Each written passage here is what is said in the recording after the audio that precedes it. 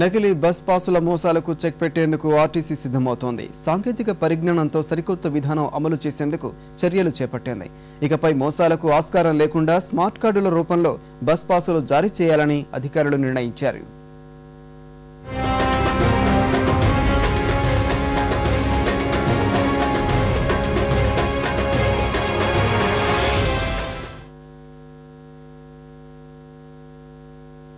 రాష్ట్ర వ్యాప్తంగా ఆర్టీసీ బస్సుల్లో రోజు 1.5 కోటి మంది ప్రయాణం చేస్తుంటారు.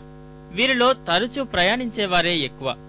వీరి కోసం ఆర్టీసీ రోజువారీ లేదా నెలవారీ బస్ పాసులను జారీ చేస్తోంది.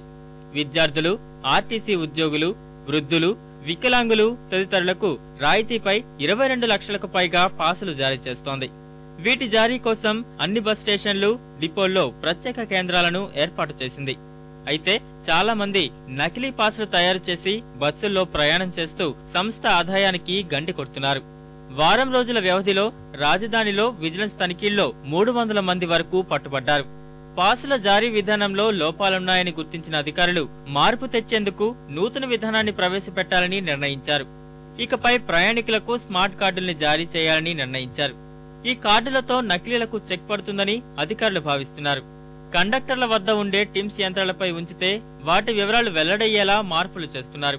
ఇచ్చే పాస్ లోనే RFID ఉంటుంది. అది మీరు బస్సు దగ్గరికి వచ్చి ఎంటర్ అవుతున్నప్పుడు ఇతనికి ఉన్న టిమ్ లో దాని డిటెక్ట్ ఉంటుంది. సో ఆటోమేటిక్ గా డిటెక్ట్ అవుతుంది. డిటెక్ట్ అయ్యి బీప్ వస్తుంది. బీప్ రావడం వల్ల ఏం జరుగుతుందంటే అతను ఆటోమేటిక్ గా కండక్టర్ కి ఆ స్క్రీన్ మీద కూడా దాని నెంబర్ వచ్చేస్తుంది. సో స్టాటిస్టిక్స్ కూడా ఈజీగా తెలుస్తాయి. ఎంతమంది ఎక్కారు, ఎంతమంది పాసెస్ ఉన్న వాళ్ళు ఎక్కారు అనేది కూడా తెలుస్తుంది. అది కొంచెం ఫ్యూచరిస్టిక్, అంటే కొంత సమయం పడుతుంది రావడం. ఎందుకంటే టిమ్స్ ఏమి ఇప్పుడు తీసుకొస్తుంది. తప్పకుండా ఉంది. ప్రస్తుతం నకిలీ పాసులపై ఆర్టీసీ బస్సుల్లో తిరుగుతున్న వారిని పట్టుకునేందుకు